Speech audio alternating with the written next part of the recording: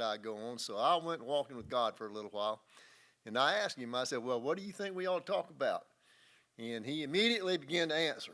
So before I got back in off of the prayer walk, I had some 30 minutes of notes in my head before I could get back in, came back in and wrote all this down. But as it is, obviously I'm not going to follow Brother Tim in what he's doing, but I have found it interesting what's going on right now overseas with Russia and Ukraine.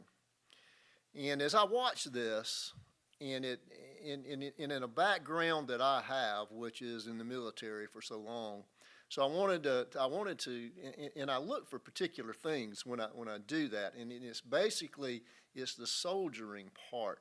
It's the soldier, it's the interior, it's the guy inside. That's when he's preparing and training and whatever. So to that end, I got to looking at it, and I got to thinking. I said, there's a lesson in this right now, just watching what's going on, beyond the obvious, beyond the fact that we have the David and Goliath story going on over there right now. So what I was looking at is, soldiers, to be a soldier, there are some very basic things that a soldier has to have. And so we're going to touch on that for a little bit, and we'll talk about that, but we're going to be leading into something else down as we unfold all of this. So one of the things that is a soldier that really inside needs to have, now this is outside of the haircut, the uniform, the shine boots, and all that, okay, but it's the interior of the thing, and there's values, there's character for a soldier that they want to instill in people. And those values are 7 values that they give, and they are, number 1, loyalty, duty, respect, selfless service, honor, integrity, and personal courage. Now, the personal courage in this sense is telling the truth, and sometimes it's going to hurt you. In other words, it is coming forth with when you don't want to be honest, but you got to have the courage to do this. It's a personal courage in there. So those are those are the values of people. It is not limited to soldiers. This is for everyone. Everyone has to have those values inside. This is you as a person. It is your character. We've talked about character a lot and integrity a lot. And so that, that's very, very important. But then I look at the soldiers, and in particular those overseas right now is what they're going to. And I look at the interior and the mindset of the soldier. So what does he have to have when he goes into, when he knows he's training and he's going to eventually one of these days go into maybe a battle or whatever, if he's going to deploy, going into a war zone or something. So what does he need to have? Well, he needs to have really 4 different things when he does this. And all of this revolves around mental preparedness. Mental preparedness.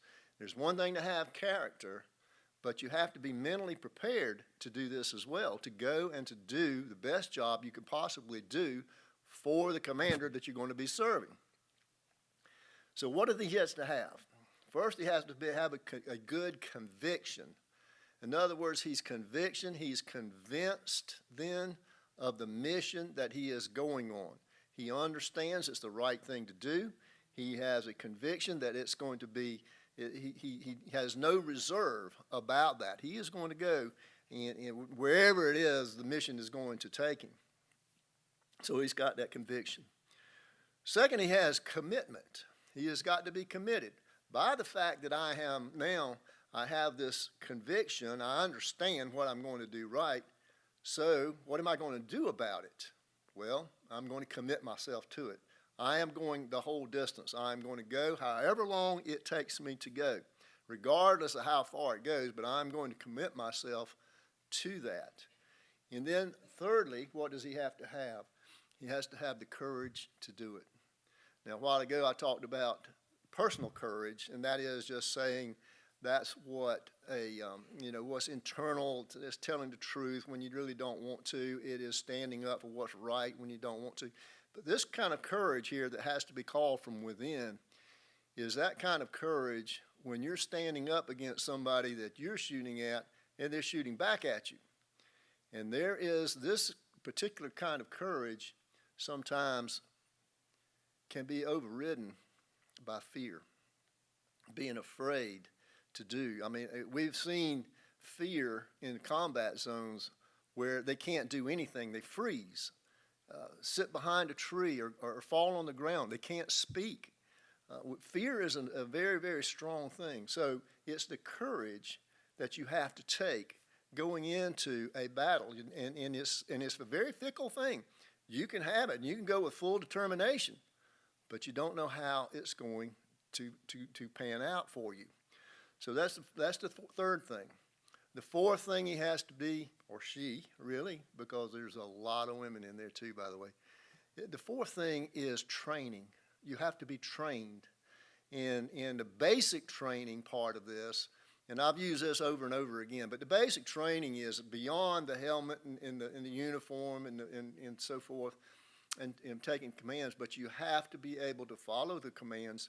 But beyond that, trained with the equipment that you are going to be using. In other words, at basic training, you get trained with your M16 or your M4, whichever one that you're assigned. That's a very basic weapon.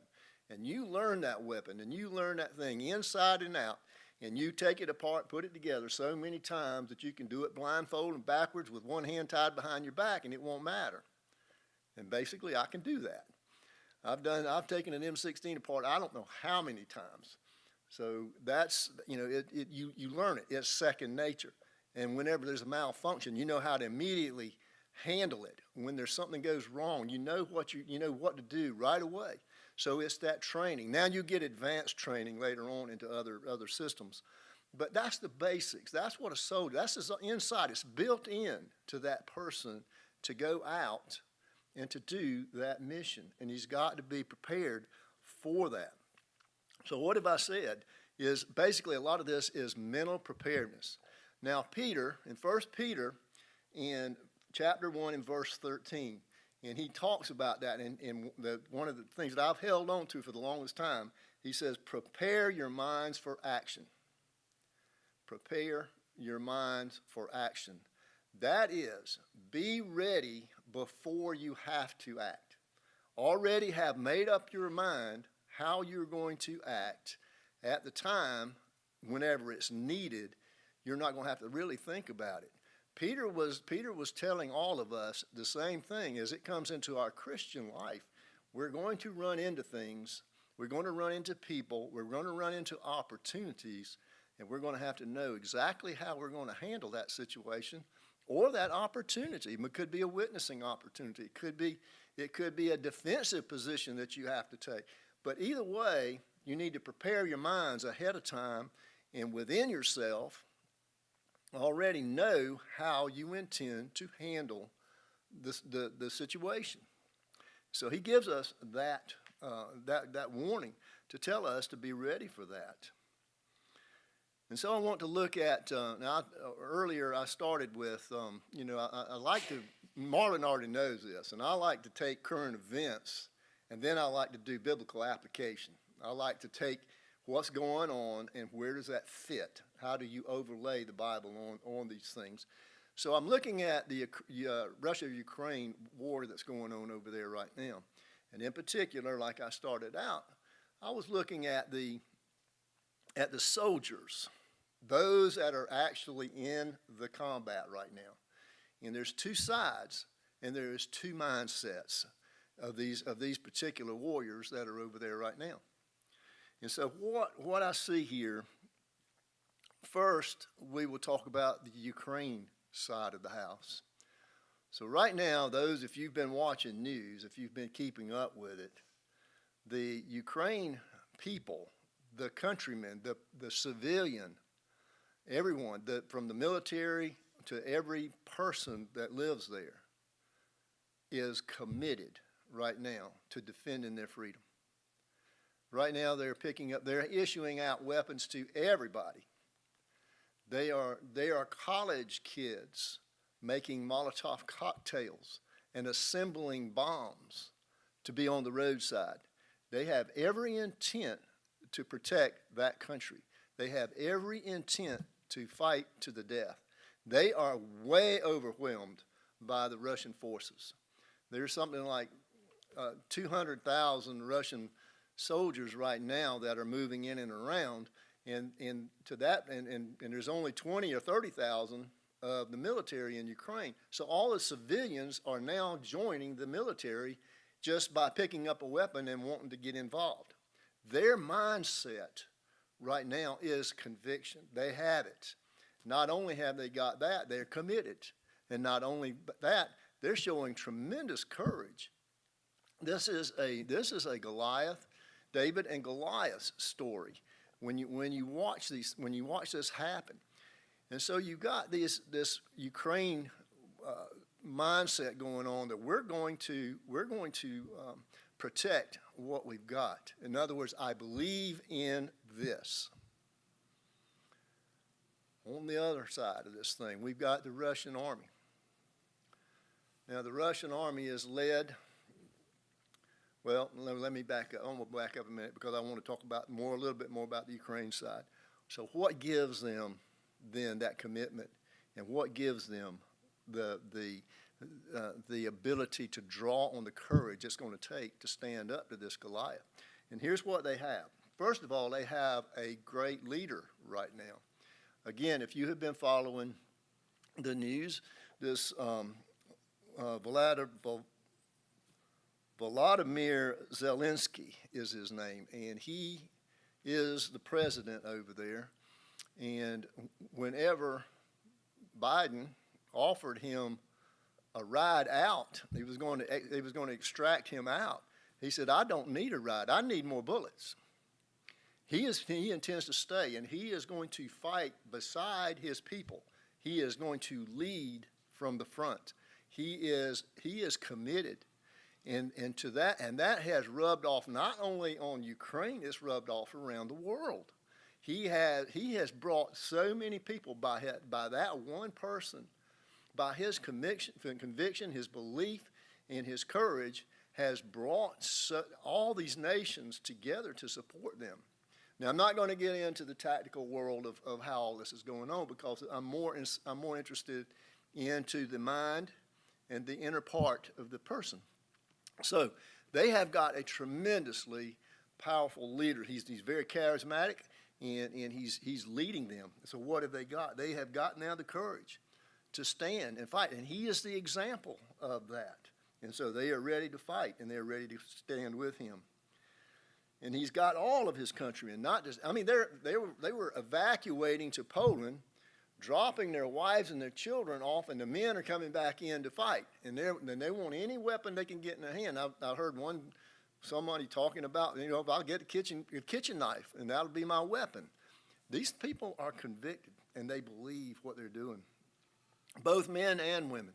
Right now, they did an interview with one woman, and she is actually organizing an underground resistance right now. And I see the French resistance, going on back when the Nazis were in France and whatever. Do you see this? You see this in this nation that is under a tremendous attack. But they have every bit of resolve that they're going to win this war. Whether they do or not, I don't know. The future is out there, so we don't know. So that's what they've got. I mean, they've got this great leader, and they've got their resolve and commitment to do what they're going to do. They have the right mindset. Okay, they have prepared their mind for action. Now it's time to move over to the Russian side of this thing. We have over here now, what is there? Vladimir Putin. Okay, here is a dictator. He is a murderous kind of individual. He has no consideration for life at all. There's an indiscriminate amount of rockets and stuff that he's commanding to go into the city, the civilian part of that. So this leader is 180 degrees different from the Ukraine leader. So how is he dealing with his army? What he's doing is a lot of what he's got is called constructs. In other words, these people are being hired to come into the army. They don't believe in what they're doing. They don't have the mindset for it. And for a lot of them, they have not known that they're going in to destroy or to kill civilians. They think they've been told a lie, and they're warring from a lie to say that they're going after an enemy. In other words, they've been told by the Russian hierarchy that it's a lot of leftover Nazi people in Ukraine. So they're doing what they're doing based on lies. Those firing rockets now probably are believing these very lies. The ones that are on the ground trying to enter are finding out otherwise. And now there's Russian troops in there that figuring out that they're going up against a civilian population and they're supposed to be killing them, and they're giving themselves up, even without a fight. So there's mindsets, and what I'm talking about is the different mind of different soldiers. It's ones that are committed and ones that are only half-heartedly involved in this. So you see the two sides. You see what it's up against and how this is working. So who knows? Who knows?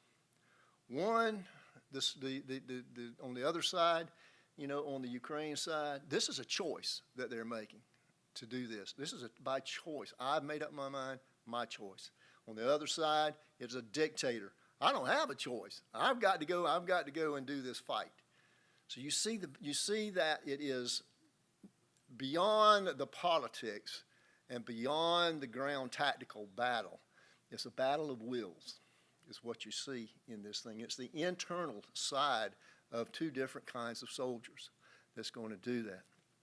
So now, I was saying earlier that, I like to take these things and then I like to roll it over, put it on top of some scripture and see how, and play this out. And so it is. So we have, to try and do this, let's look at just a few examples. All right, those examples. Number one, obviously, David and Goliath is a biblical thing. Did David have conviction? Was he convicted in what he was going to do at the time whenever he went up to Saul and he said, if we go to 1 Samuel chapter 17, and what we'll see, you read the whole story there. But he came up and he said, well, why is everybody afraid of this guy? We have God on our side. And so he picks up his 5 little stones in his slingshot, his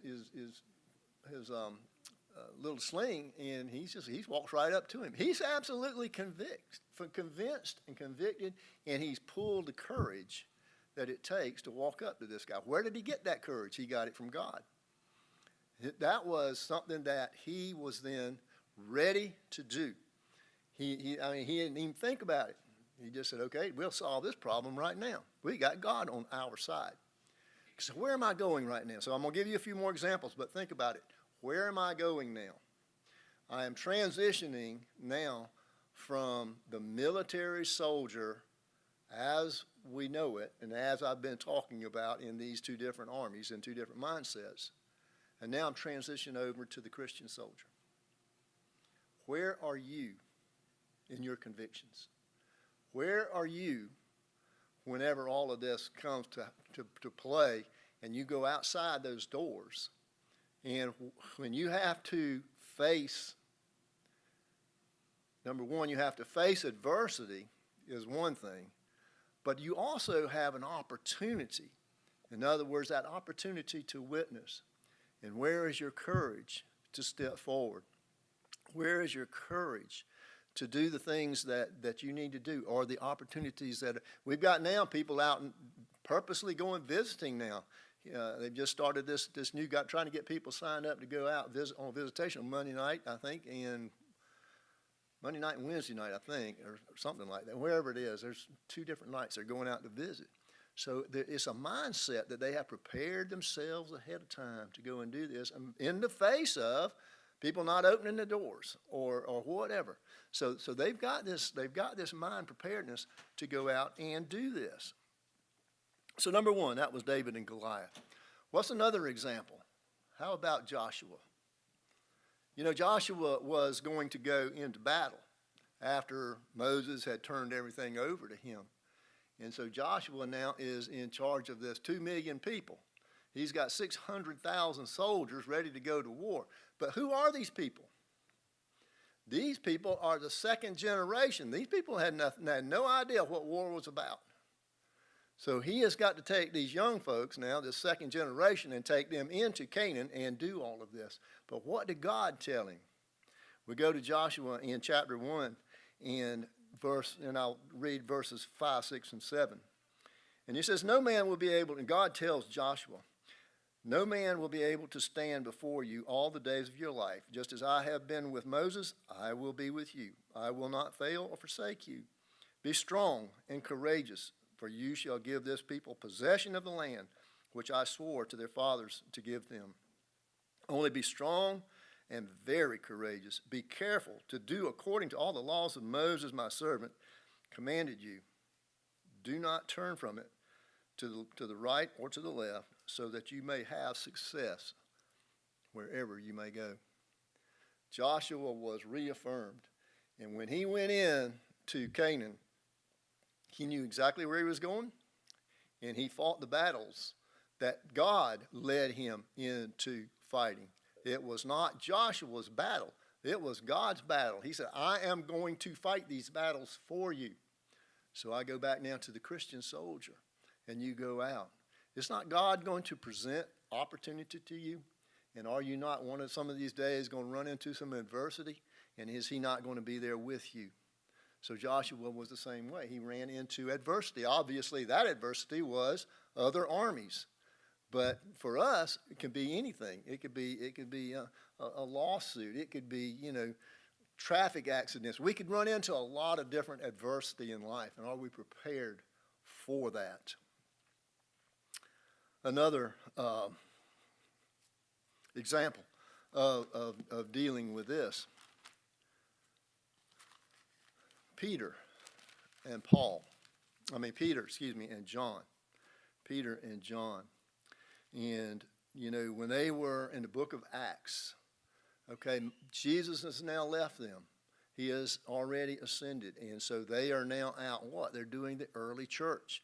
This is the early church. And they are what? They are having to go into all of these pagan places that are adverse to what they're teaching. And not only that, but the biggest adversity to them is their own Jewish leadership, the priests, the scribes, the Pharisees. That was their adversity. Actually, that's the ones that got Jesus killed.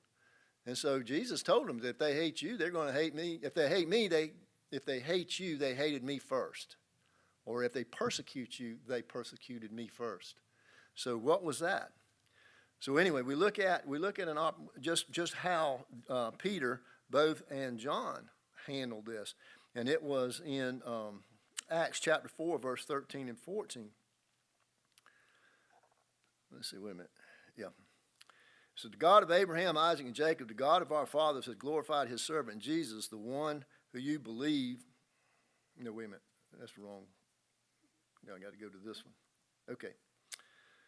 Now, as they observed the confidence of Peter and John and understood that they were uneducated and untrained men, they were amazed to begin to recognize them as having been with Jesus. Okay, so this is 4 verses 13 and 14. And seeing the man who had been healed standing with them, they had nothing to say in reply. But when they ordered them to leave the council, they began to confer with one another, saying, what shall we do with these men?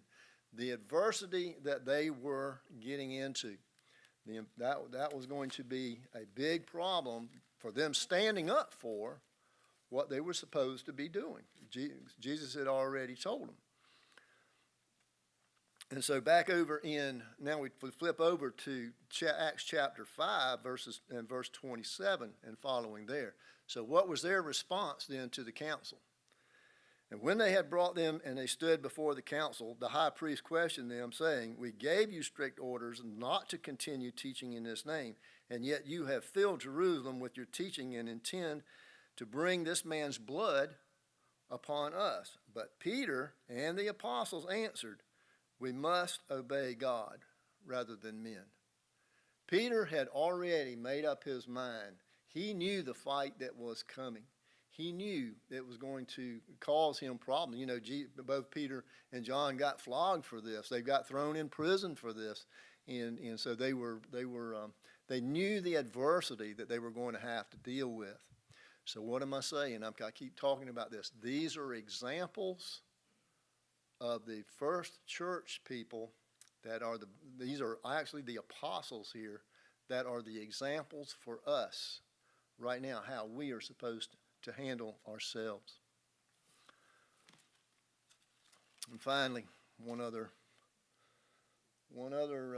look here is the Apostle Paul. And in 2 Corinthians 11, verses 24 through 28. So Paul, what about his adversity? Do you remember that? Do you remember what he said? He said, 5 times I received from the Jews 39 lashes. 3 times I was beaten with rods. Once I was stoned. 3 times I was shipwrecked. A night and a day I have spent in the deep. I have been on frequent journeys, in dangers from rivers, and dangers from robbers, dangers from my countrymen, dangers from the Gentiles, dangers from the city, dangers from the wilderness, dangers from the sea, dangers among false brethren. I have been in labor and hardship throughout my sleep, in many sleepless nights, in hunger and thirst, and often without food, in cold and exposure. And apart from such external things, there is the daily pressure on me of concern for all the churches. So what we see there is an example of David going up against Goliath. We see Joshua going in and accomplishing what God sent him to do. We see John and Peter standing there firm, not backing up, doing the things that they needed to do. And we see then Paul, following the same example as to what he did. So what did we get out of that? What was I talking about? They had prepared themselves for what was going to happen. And so we have got to be the same way. Adversity is coming. Challenge is coming. Just like right now, that challenge that's in Ukraine right now with the Russians that's going to do whatever damage they can do. But we have got to be prepared for those kind of things one day if it comes here. But beyond that, I'm talking more in the Christian life at this point. I'm talking about your witness. I'm talking about you having made up your mind. So then, just a few questions to end up on. So what is our lesson in this? And we're drawing on our inner selves to trust in the one true God that is going to lead us. Who is our leader that we trust in? And obviously that answer is Jesus, the leader. We believe in him just like these Ukraine soldiers are believing in their leader. We have much more obligation, and really we have, this is not really an obligation, but it's more of a privilege to have him as our leader. And so what is the mission for us to be committed to? If we're going to go out and fight, what are we committed to? Matthew 28, 19 and 20, of course, it says to make the disciples of all the nations. In other words, to go out and to witness. We are to do everything we can possibly do. That is our mission that we have to have the mindset to go out and do. Who gives us the courage and encouragement to stand fast? We get that from Christ as well. If we watch him as an example, he is the one that gave us the first example. He stood his ground, and nobody dislodge him. So is he not our leader? If we see him, are we not convinced in him? Are we not convicted? Do we not have commitment? And do we not have the courage to stand behind him? And what is the reward then of this faith? What is the reward when we do this, when we commit ourselves to follow him fully and wholly? Of course, the reward, John 8:20, 8:32, is the truth will set you free. It is the freedom that the Ukraine people are looking for now from Russia, but it is the freedom from sin that God is going to release us to. We have the freedom in salvation from sin itself. So there is the hell that we can be bound to, but we can get ourselves out of that. God has already prepared us a way. So I thank you I think that's we're pretty much done with that point right there. But anyway, it's just a fast look at taking now what is an event right now on the ground, and we can look at a lot of this. We can go a long ways with this and a lot of different events, and we can lay Scripture on top of it, and we can say, this is how I'm supposed to handle it. So prepare yourselves, prepare your minds for action, and prepare for the day that you're going to have to use it. Okay, thank you very much, and I guess with that, let us begin with any prayer requests.